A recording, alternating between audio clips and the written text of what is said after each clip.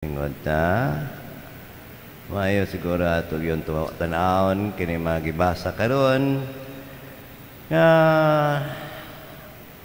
hawa sa ikaduhang pagbasa. Ang unang pagbasa o ikatulo ang ebanghelyo karon daw sa sama nga mga panghitabo. Ang unang pagbasa mao to kabahin ni Samuel. Kani si Samuel baya anak ni Ana, magayon ta daw pinangayo kini siya sa iyang ginikanan sa Dios.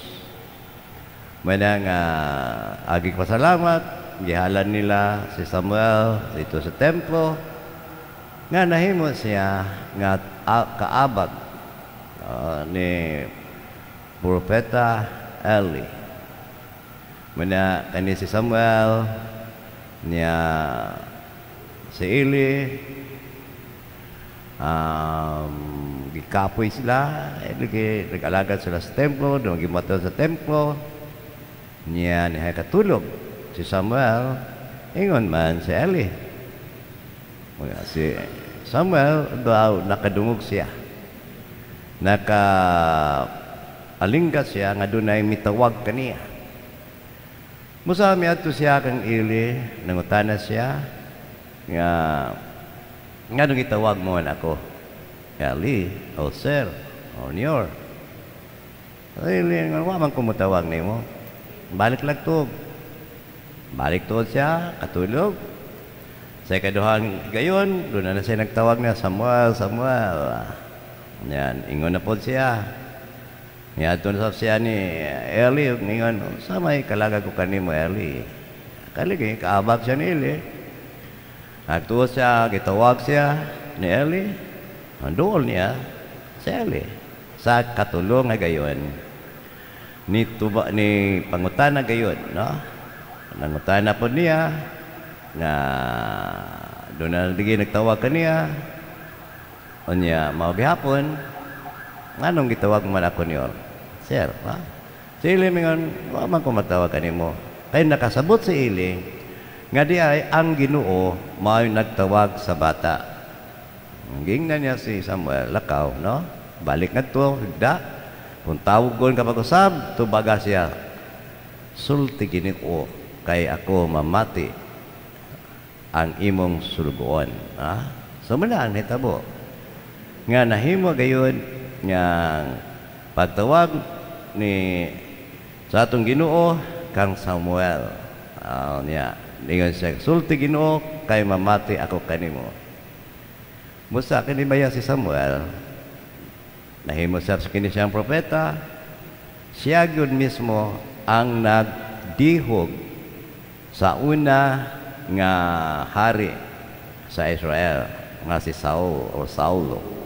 Muni ang nabuhat ni Samuel.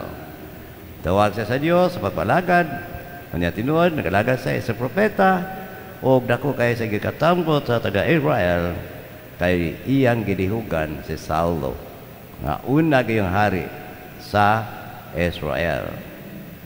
Dini po sa Ebanghelyo, doon ay susama nga panghitabo, ang gitawag na lang noon, ang tao nga gisgutan din una, si Juan nga magubunyag. Ning agi si Kristo. Unya giingnan niya doon na sa mga tinunan, no? Tumana na to, naguna ni sa gwali. So daghan na ni sa mga tinunan. Naguna ni sa gwali kay kang Jesus, kay siya man nag-andam sa mga tao kabahin sa pag-abot ni Jesus sa iyang pagwali. So doon na sa mga tinunan. Samtang ngadto sila uban sa duha niya ka mga tinunan, nakita ni Juan nga miagi milabay sa Jesus, niya ningon siya, anaa ang nating karnero sa Dios. Nganong nating karnero sa Dios man ay gisigutan, nating nga karnero.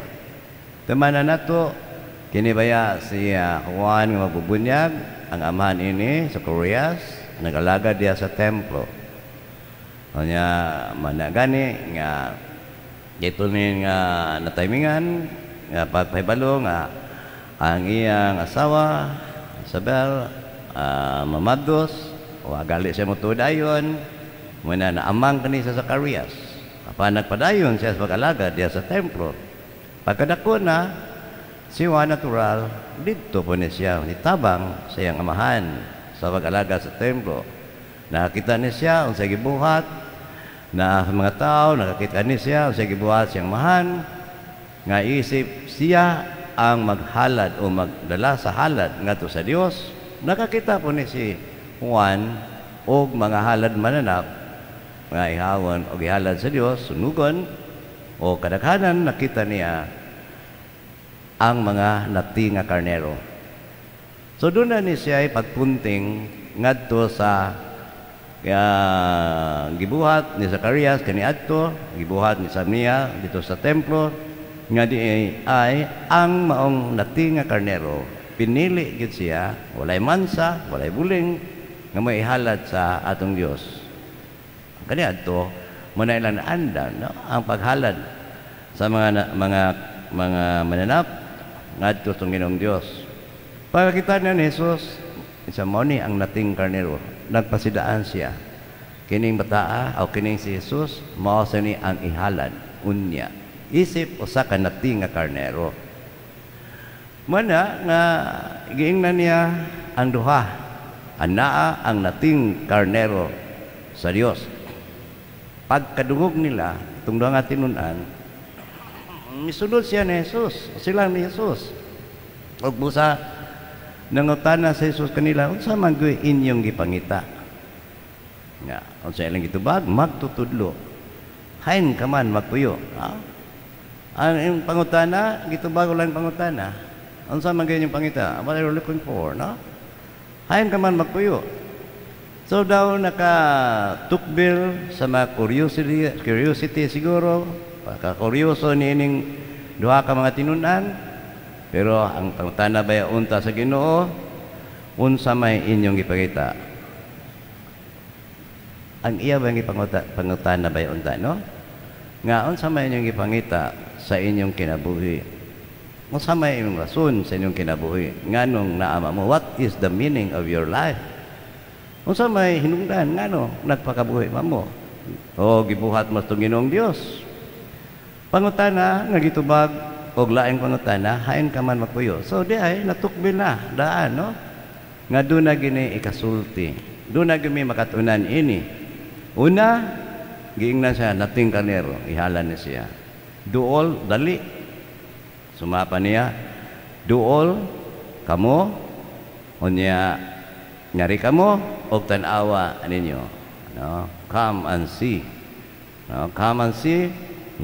Ning dool siya ni Jesus og ning Easter pagyud sila diha uban ni Jesus daw usa ka gabi no? Kay alas 4 man kato nga nahitabo unya ang duha ka mga tinunan man to ang usa day adto mao si Andres no? Si Andres ang igsuon ni Simon Pedro. O si Simon Pedro giadto dayon ni Andres og ingnan niya nakaplagan namo ang Mesiyas. Maragi hapon nga sama nga ingon dali og tan-awa kay ngano gidala niya si Simon ngadto kang Hesus. Unsay nahitabo? Pagkakita gyud sa atong Ginoo ni Simon anak ni Juan sukad karon nganlan kanang Cephas nga sa ato pa Pedro. So muna nga dunay ingon ta kaparihas kayon. Ang mga nabuhat ni Eli, nabuhat ni Juan nga magbubunyag. Gani si Eli gisulti niya Ginoo na. Gitudloan ba gyud niya unsaon, no? Pag unsaon pagtubag sa tong Ginoo. Si Juan magbubunyag ania ning tugot siya.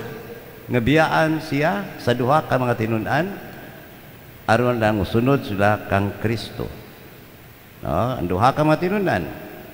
Diha lang usa bisan gani usa si Andres nga naghisgot kabahin o pag-ingon lang ni Simon nga dali na nakita namo si Kristo ning sunod po dayon siya ginganlan dayon sa Cephas. So unsa man ang nahimo nila nga di ay ang pagpadala sa atong Ginoo, pagpadala sa atong Ginoong Dios diri sa dinhining kalibutan na mangita pod siya unta nga dunay modala ngadto kaniya. Si Eli nga gipadala niya si Samuel. Samuel gipadala sa Ginoong Dios ang maghimo og maghidiyog og hari nga Saulo. Si Juan gitudloan nila mo na ni Asya ang nati nga karnero. Wa gid sa siya magpugong nga ayaw mo ako makang tinunan. Kaninot sa pag mga kiniya ni Juan magbubunyag, open hands gyud kay siya sa pagbuhi sa atong isa mga tinunan aron lang mosunod ni Jesus. Si Andres pud iya sang gipaybalo si Simon. Daw gidala po ni Andres si Simon ngadto sa atong Ginoong Dios. Ang pangutana, nganong mituo man sila? Samuel, mituo ni Eli. Ang duha ka tinunan, mituo gyud sa sulti ni Juan nga magbubunyag. Unya ang si Pedro, ingon talan Simon, mituo sa gisulti pod niyang igsuon na si Andres. Kaya nga naman, tungod kay sila misalig kanila. Si Samuel misalig ni Eli.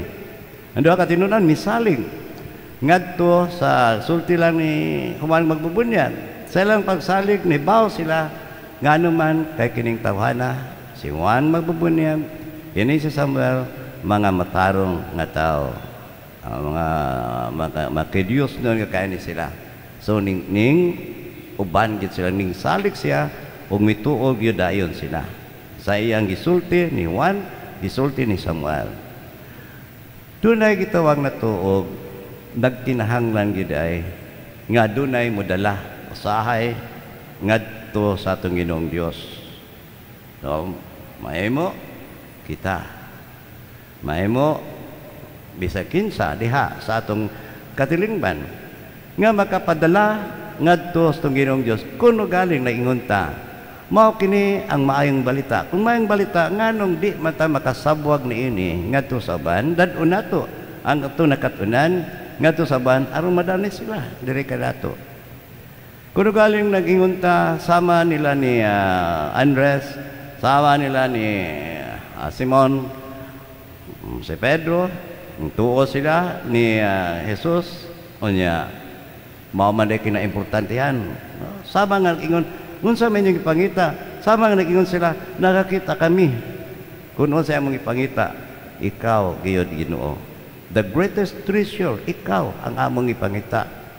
Pero muna na asang ato, nganong di mata nga makadanipod sa uban ngadto duol sa Ginoong Dios kay mao na ang challenge nato. Mao na atong gibuhaton sab. Tanawa ra gud si Andres unsay gibuhat. Daw gidala niya si Simon Pedro. Siya po ni si Andres mo sa ni siyang tawhana apostoles nga nagdala sa bata diin kadtong gipakaon sa atong Ginoong Hesus 5,000 ka mga tauhan. Mao sa ni ang nagdala sa bata nga dunay bata diri. Doon na sa 5 kapan, 2 ka isda. Kung sa letabo, nakakaon sila. O daghan bayo kayo nga mga istorya kabayan ni Andres, nagdala siya sa mga laing mga katawhan nga tutong Ginoong Dios. Kung wa pa niya buhata, kanabang cycle ba nga kaning mga kutay-kutay sa pagdala nga tutong Ginoong Dios, siguro wa tay istorya nga ingon ta nakadungog kita nga atong Ginoong Dios nagpakaog 5,000 ka tawo, 5 kapan, 2 lang ka isda ang gigamit. Tingali kung wa pa niya dada kini si Simon Pedro, wala tay simbahan nga nagatukod gayud sa maong bato. Di ba si Pedro gingnan? Simon, karon tawgon kanang kag Pedro, kay ibabaw ning bato tukuron ko ang akong simbahan. Kung ano man kay siya mandi ay o kini si Juan kani si Eli o Samuel sab si Eli mao man gyud ang atong sumbanan, no? Makapadanilan dai kita sa ban ngadto tong Ginoong Dios kung kita mismo una naningkamot mga likon ang atong pagkadani ni Jesus ato bang pagka-Kristiyanos, ang ato bang pag-ila nga tinuod gyud ang the greatest treasure on earth ang pag-ila gayud ni Kristo, ang pag-abot gyud pagkinabuhi gayud sama ni Kristo. Kadang pagbasa ingon kita baya templo sa Espiritu Santo. Kuno kaling maingon ta lison man niya. Unsay man ako pagpakita nga ako nagila kanimo og Ginoo nga ikaw gayud ang akong gipangita. Ikaw the reason, the meaning of life. Sama ni ang Espiritu Santo. Makatisbe na to, makatudlo ba na to. Templo ko ta sa Espiritu Santo. Gipuyan ba tayo sa Espiritu Santo? Ang pangayo lang, be open, no? Open ra gyud. Sila si Juan, si Andres o katong iyang kauban, abli gyud ang lang kasing-kasing na sa pag ingon ni Kristo dali.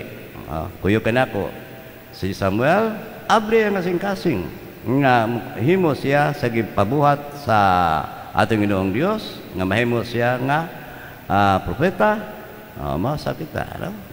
Kung ang abli ang atong kasing-kasing sa tugon sa atong tawag sa Ginoong Dios nga makadalni kita, makadala kita sa katawhan bisan usa lang kalag, na bisan usa lang kalag sa tibok nimo kinabuhi, nakaluwas ka sa kakalag kanindot naman, in your lifetime, na?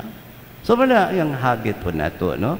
Nga isip sumusunod ni Kristo, makadala kita ngadto kaniya.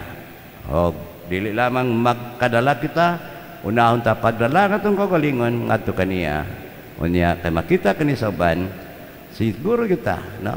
Madani pod sila balik tingali tong Ginoong Dios, or siguro ta nga tingali wa pagyud siya makatos tong Ginoong Dios, wa pagyud modawat ang Ginoo mayad makaluluwas ang atong manubos. Nindo na kaya na siya pagka sumusunod ni Kristo. Kaya kita man nakadalaman o nakadani sa itong minahatan ngadto sa atong Ginoong Dios. Kimbuhaton nila kaniadto, akong gisgutan nga na sila si Andres, na si Samuel, si Eli, si Juan magbubunyag, ato sa nang gimbuhaton karon ang pagdala o pagpadani sa ban ngadto sa atong Ginoong Dios. Manindog ta unya magpadayag ta sa atong pagtuo.